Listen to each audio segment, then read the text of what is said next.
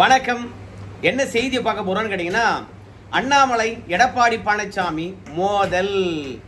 நீண்ட நாள் மௌனத்தை கலைத்த எடப்பாடி பழனிசாமி. இந்த வீடியோவை முழுசா பாருங்க. யார் மீதும் எனக்கு வன்மம் இல்லை. இருந்ததை இருந்தபடியே சொல்றேன், உள்ளதை உள்ளபடியே சொல்றேன். உண்மை எப்போதும் கசக்க தான் செய்யும், ஆனா அதுதான் நிஜமா இருக்கும். விரிவா பார்க்கலாம். அதற்கு முன்பாக இந்த விவசாயினுடைய யூடியூப் சேனலை நீங்க சப்ஸ்கிரைப் பண்ணவே இல்லையா அப்படின்னா நீங்க சப்ஸ்கிரைப் பண்ணிக்கங்க, கொஞ்சம் சப்போர்ட் பண்ணுங்க. இப்போ அண்ணாமலைக்கும் எடப்பாடி பழனிசாமிக்கும் இடையில் இருக்கக்கூடிய மோதல் தொடர்பாக ரங்கராஜ் பாண்டே அவர்களுக்கு எடப்பாடி பழனிசாமி தந்த பதிலை கேட்டு வந்துருங்க. உண்மையை சொல்லுங்க, உங்களுக்கும் இந்த அண்ணாமலைக்கு என்னதான் பிரச்சனை? ஒரு பிரச்சனையும் கிடையாது. ஊடகம் பத்திரிகையும் தான் பிரச்சனையே. ஏலா மரியாதைக்குரிய அண்ணாமலை அவர்கள் வருகிற செவ்வாய்க்கிழமை 17ஆம் தேதி அங்கே ஆர்ப்பாட்டம் அந்த கோயம்புத்தூர்ல ஆர்ப்பாட்டத்துக்கு தலைமை தாங்கிறார். திரு வேலுமணி கூட சேர்ந்து நிச்சயமாக திரு வேலுமணி அவர் முன்னிலை வைக்கிறாரு. திரு அண்ணாமலை அவர்கள் அவர் தலைமையேற்று அந்த கூட்டத்துக்கு ஆர்ப்பாட்டத்தில் தலைமை தாங்கிறாரு. ஆகவே எங்களுக்குள் எந்த விரிசலும் கிடையாது. ஆனால் பத்திரிகை ஊடகமும் எங்களுக்கு இப்படி ஒரு கஷ்டத்தை உண்டாக்க வேண்டாம் மட்டும் தான் கேட்டுக்கிறேன். எடப்பாடி பழனிசாமியை பொறுத்த வரைக்கும் எங்களுக்கு ஏயா இந்த அளவுக்கு கஷ்டத்தை தரீங்க அப்படின்னு ஊடகத்தினர் மீது நொந்து கொள்வார் எடப்பாடி பழனிசாமி. அப்போ எடப்பாடி பழனிசாமிக்கும் அண்ணாமலைக்கும் இடையில சண்டையே இல்லையா, மனக்கசப்பே இல்லையா? இதெல்லாம் பொய்யா? இன்னைக்கு தேர்தல் நடைபெற போது அண்ணாமலையால தான் பாஜக அதிக வாக்குகளை வாங்கணும், அவருடைய தயவு தேவை. அதனால எடப்பாடி பழனிசாமியை பொறுத்த வரைக்கும் ஏதோ கதை அளக்கின்றார். அண்ணாமலை தலைவர் பதவியிலிருந்து மாற்றுவதற்கு எடப்பாடி பழனிசாமி தந்த அழுத்தம் தான் என்று ஊடகம் பேசிச்சா இல்லையா? அண்ணாமலையுடைய ஆதரவாளர்கள் பேசுறாங்களே இல்லையா? அப்போ அதெல்லாம் பொய்யா அப்படின்னு சொல்லிட்டு நீங்க நினைப்பீங்க. ஆனால் எடப்பாடி பழனிசாமிக்கும் அண்ணாமலைக்கும் மனக்கசப்பு இருந்தது என்னவோ உண்மைதான். கொங்கு மண்டலத்தில் யார் அசைக்க முடியாத தலைவர்? நம்முடைய செந்தில் பாலாஜியா, இல்லை அண்ணாமலையா, எடப்பாடி பழனிசாமியா அப்படின்றது தான் போட்டி. அதில் செந்தில் பாலாஜியை பொறுத்த வரைக்கும் எடப்பாடி பழனிசாமிக்கு இணையானவரா என்று கேட்டிங்கன்னா கிடையாது. ஒரு சில மாவட்டங்களில் மட்டுமே செந்தில் பாலாஜி அவர்கள் கோலோச்சுகின்றவர். ரெண்டாவது, செந்தில் பாலாஜியை பொறுத்த வரைக்கும் திமுக தலைமைக்கு கட்டுப்பட்டவர். நாளைக்கு செந்தில் பாலாஜி அவர்களை எங்கே வேண்டுமானாலும் தூக்கி போடலாம், எங்கே வேண்டுமானாலும் போட்டியிட சொல்லலாம். அதனால் எடப்பாடி பழனிசாமிக்கு கொங்கு மண்டலத்தில் செந்தில் பாலாஜி அவர்கள் இணையான தலைவர் இல்லை. அது 2021 தேர்தலே ப்ரூவ் ஆயிடுச்சு. ஆனால் அண்ணாமலை அவர்கள் பாஜகவுடைய மாநில தலைவராக இருந்தார். கொங்கு மண்டலம் முழுவதும் அண்ணாமலை கிட்ட இருந்த மாதிரி ஆயிப்போச்சு. அவர் கொங்கு மண்டலத்தை சார்ந்தவர். இயல்பாக கொங்கு மண்டலத்தில் பாஜக செல்வாக்கு அதிகம். மூணாவது, அண்ணாமலையுடைய நேர்மையும் அவருடைய அதிரடியும் கொங்கு மக்களை பார்த்தீங்கன்னா வெகுவாக கவர்ந்து விட்டது. கொங்கு மக்களை பொறுத்த வரைக்கும் பண்பானவர்கள், அன்பானவர்கள், பாசமாக அழைக்கக்கூடியவர்கள்.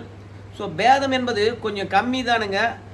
பகைவராக இருந்தால் கூட சொல்லுங்கண்ணே அப்படின்னு கேட்கக்கூடியவங்க, சொல்லுங்கண்ணு அப்படின்னு அன்பாக கேட்கக்கூடியவங்க. ஸோ அந்த இடத்துல ஒரு ஆவேச குரல் வருகிறது என்றால் உடனே அண்ணாமலையை கொங்கு மண்டலத்தை சார்ந்தவங்க அப்படியே ஏற்றுக்கொண்டார்கள். அதனால் இத்தனை நாளும் கொங்கு மண்டலத்தினுடைய முகமாக எடப்பாடி பழனிசாமி இருந்தது. அது அப்படியே ஷிஃப்ட் ஆகி எடப்பாடி பழனிசாமி கையில் இருந்து அண்ணாமலைக்கு போயிடுச்சோ அப்படின்னு அந்த தருணத்தில் நினைச்சார். தன்னுடைய ஆளுமையை நிலைநிறுத்திக் கொள்ள வேண்டும் என்பதற்காக அண்ணாமலையை புறக்கணித்ததனோ உண்மைதான். ஆனால் அது மட்டுமே அண்ணாமலை எடப்பாடி பழனிசாமிக்கான மோதலுக்கான காரணம் கிடையாது. அண்ணாமலை பார்த்தீங்கன்னா அதிமுக கூட்டணியை உடைச்சிட்டாரு. இல்லை, அண்ணாமலை பார்த்தீங்கன்னா அதிமுக கூட்டணி பாஜக வெளியேறுவதற்கு அவரும் ஒரு காரணம் அப்படின்னு எடப்பாடி பழனிசாமி நினைச்சார். அவரு நினைச்சாரோ இல்லையோ, நம்முடைய அமித்ஷா அவர்கள் நினைச்சாருங்க. இதுதான் உண்மை. ஏன்னா கூட்டணிக்குள்ள இருக்கிறோம். நம்ம அண்ணாமலையை பொறுத்த வரைக்கும் எண்மண் எண் மக்கள் நிகழ்ச்சி நடத்திட்டு இருக்காரு.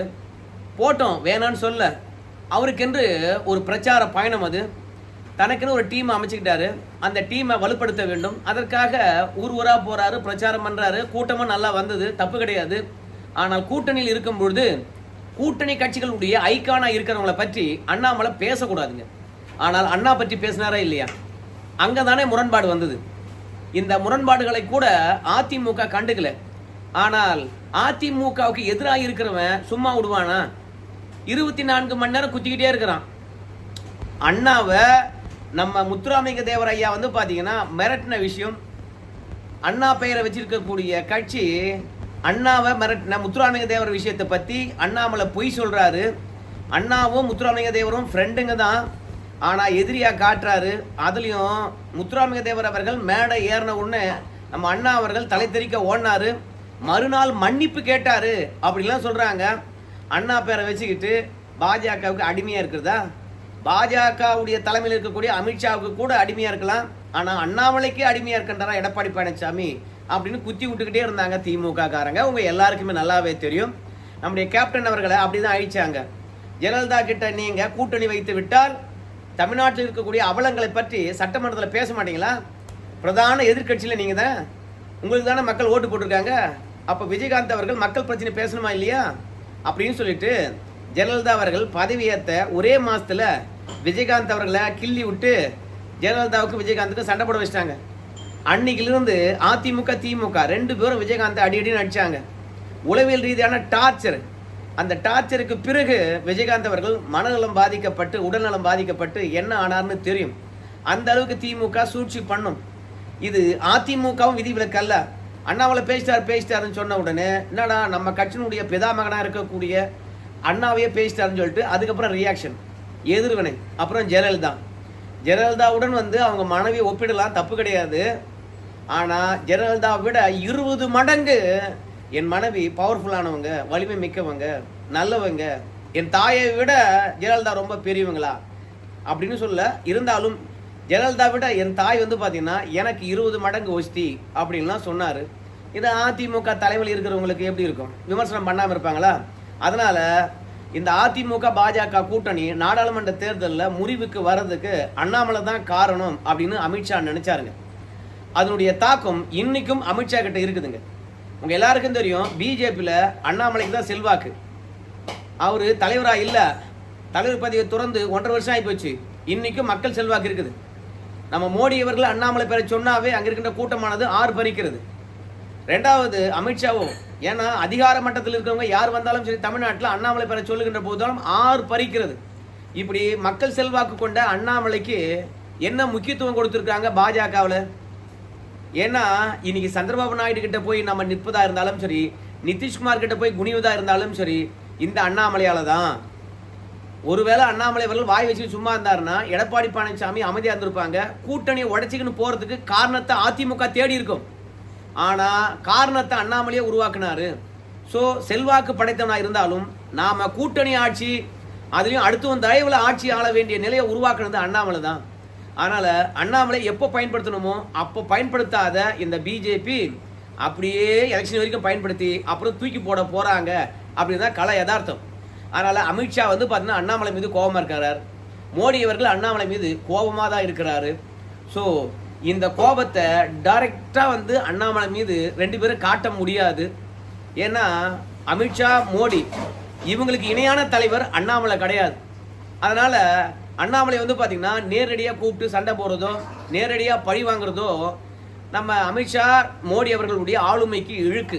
அதனால எடப்பாடி பழனிசாமி தான்பா உன்னை இதை பண்ற சொன்னாரு, எடப்பாடி பழனிசாமி தான்பா உன்னை தூக்க சொன்னாரு, எடப்பாடி பழனிசாமி உனக்கும் செட் ஆகலப்பா அப்படின்னு ஏற்கனவே எடப்பாடி பழனிசாமிக்கும் அண்ணாமலைக்கும் இருந்த மனக்கசப்பின் அடிப்படையில் அண்ணாமலை அவர்களை பாஜக இன்னைக்கு வரைக்கும் ஒதுக்கி வச்சிருக்குங்க.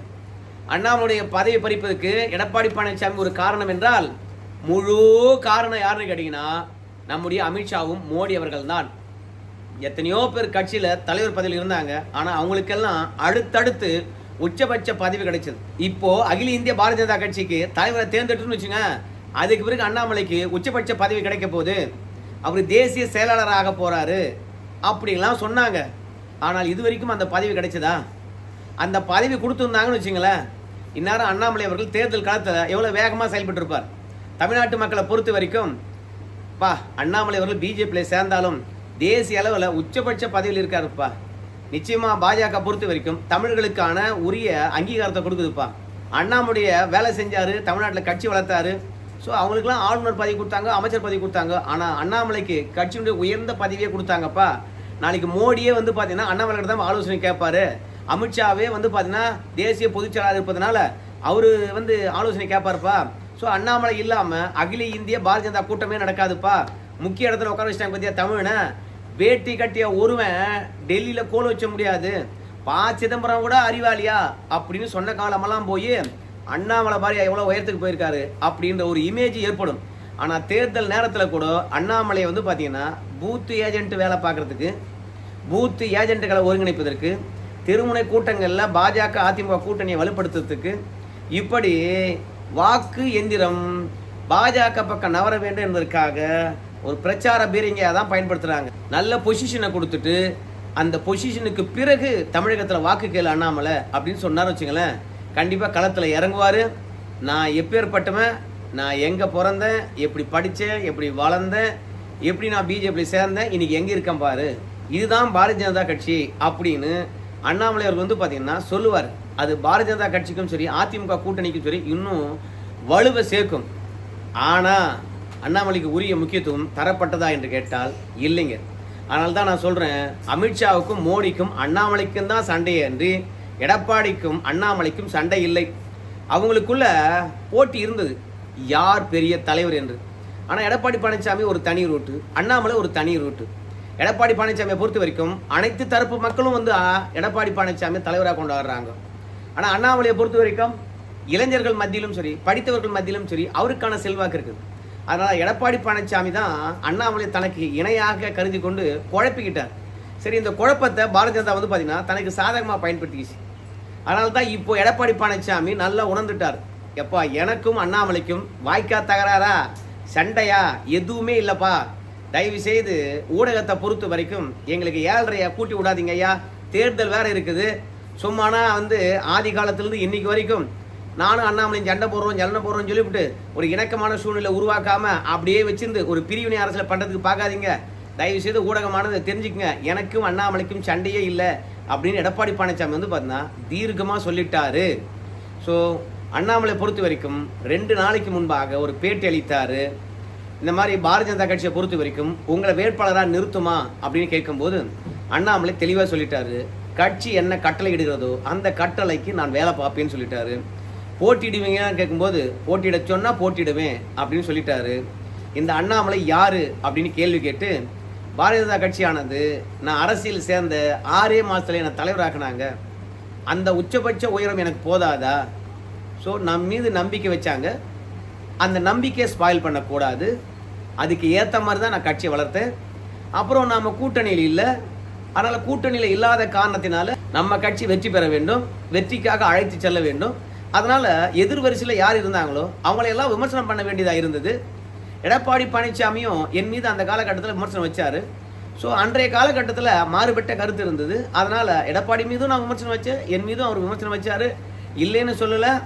அதற்காக கூட்டணிக்கே போகக்கூடாதா, ஒன்றா சேர்ந்து வேலையே பார்க்கக்கூடாதா, அன்றைய காலகட்டத்தில் என்ன பேசினாங்க, இன்றைய காலகட்டத்தில் எப்படி இருக்கிறாங்க அப்படின்னு சொல்லிட்டு ஒவ்வொரு தலைவரையும் நீங்கள் பின்னோக்கி பார்த்தீங்கன்னு வச்சிங்களேன், யாரும்னு சேரவே முடியாது. வைகோ பேசாத வார்த்தையே கிடையாது. ஆனால் திமுகவில் தஞ்சம் அடைஞ்சிருக்கின்றார். திருமாவளவனாக இருக்கலாம், கம்யூனிஸ்ட் கட்சிகளாக இருக்கலாம், அவங்க மக்கள் நல கூட்டணியை போடுகின்ற போது திமுகவை எப்படிலாம் கழுவி ஊற்றுனாங்க. ஸோ அப்படியெல்லாம் திட்டுறது அன்றைய காலகட்ட அரசியல் சூழ்நிலை. அதற்காக அன்றைக்கு நாம் அதை திட்டுறோம், இல்லை கருத்து வைக்கிறோம். அதற்காக அன்னைக்கு வச்சிங்களே இன்னைக்கு ஏன் ஒன்றா சேர்ந்தீங்க அப்படின்னு கேட்க முடியுமா? நானும் எடப்பாடி பழனிசாமி மீது விமர்சனம் வச்சேன், அவரும் என் மீது விமர்சனம் வச்சார். ஆனால் இன்றைய நிலைமை கூட்டணி வெற்றி பெற வேண்டும், எடப்பாடி பழனிசாமி முதலமைச்சர் ஆக்க வேண்டும், அதுதான் பிரதான வேலை. எங்கள் கட்சிக்காரங்க சொல்லிட்டாங்க, நான் வேலை பார்ப்பேன். என் கட்சியை பொறுத்த வரைக்கும் தனித்து நிற்கணும், அது தலைமையில் ஒரு கூட்டணி போடணும், ஆட்சியை பிடிக்கணும், அதுக்கு தான் நான் இருக்கிறேன். ஆனால் இப்போதைக்கு கட்சி என்ன வேலை செய்ய சொல்லியிருக்குதோ அந்த வேலையை நான் செய்கிறேன். அதனால் எடப்பாடி பழனிசாமி எனக்கு திட்டினீங்களே அப்படின்லாம் தூக்கின்னு வராதிங்க, அது ரொம்ப தப்பு. யாரையும் விமர்சனம் பண்ணாத ஆட்களே இல்லை, 2வது விமர்சனத்துக்கு அப்பாற்பட்டவங்க யாருமே இல்லை. அதனால் மீண்டும் 7.5 உண்டாக்கிடாதீங்கடா அப்படின்னு அண்ணாமலை அவர்களும் தெளிவுபடுத்தினாருங்க. ஸோ மொத்தத்தில் விமர்சனங்கள் அரசியல் களத்தில் வர்றது இயல்பு தான். அதனை தாண்டியும் டெல்லி பாஜகவுக்கு அண்ணாமலை மீது ஒரு வருத்தம் இருக்கிறது. அந்த வருத்தம் வந்து என்னைக்கு தீரும் என்று கேட்டிங்கன்னா, தமிழ்நாட்டில் என்டிஏ கூட்டணி வெற்றி பெற்றால் அந்த வருத்தம் நீங்கும். ஒருவேளை அண்ணாமலை அவர்கள் எங்கே பிரச்சாரத்துக்கு போகிறாரோ, இல்லை அண்ணாமலை அவர்கள் எந்த தொகுதியில் நின்று வெற்றி பெறுகின்றாரோ அந்த தருணத்தில் தான் அண்ணாமலை மீது இருக்கக்கூடிய வெறுப்பு டெல்லி பாஜக தலைமைக்கு வந்து பார்த்திங்கன்னா தீரும். அதன் மூலம் தான் அண்ணாமலைக்கு வந்து நல்ல பதவிகள் கிடைக்கும். அது வரைக்கும் அண்ணாமலையை பொறுத்த வரைக்கும் தன்னுடைய திறமையும் தன்னுடைய விசுவாசத்தையும் காட்ட வேண்டிய கட்டாயத்தில் இருக்கின்றார். அதான் சொன்னார், இன்னைக்கு தொண்டனாக இருந்தாலும் சரி, தலைவனாக இருந்தாலும் சரி, என்னை விட சிறப்பாக வேலை செய்யறதுக்கு கட்சியில் ஆளே இல்லை என்ற விஷயத்தை நான் நிரூபிக்க வேண்டும். வெற்றிக்காக மீண்டும் ஒரு முறை நான் என்னுடைய திறமையை நிரூபிக்க வேண்டிய கட்டாயத்தில் இருக்கிற களத்தில் இறங்குவேன், நான் வேலை பார்ப்பேன் அப்படின்னு சொன்னார். கட்சி மீது எனக்கு எந்த விதமான மன வருத்தமும் இல்லை, மாநில தலைமை மீதும் எந்த வருத்தமும் இல்லை, நான் ஒதுங்கியும் இல்லை, எல்லோரும் ஒன்றாடும் தான் இருக்கிறேன், எல்லோருடன் ஒன்றாகத்தான் இருக்கிறேன் அப்படின்னு சொன்னார். ஸோ எடப்பாடிக்கும் அண்ணாமலைக்கும் மோதல் என்பதை விட அமித்ஷாவுக்கும் அண்ணாமலைக்கும் இடையில் தான் மோதல் என்பது எல்லாருக்கும் தெரியும். ஆனால் பிஜேபிக்காரங்க இதை ஏற்றுக்க மாட்டாங்க என்பதனால முதல்லயே சொல்லிட்டேன், நடுநிலையோடு பாருங்க அப்படின்னு சொல்லிட்டு. நன்றி நண்பர்களே.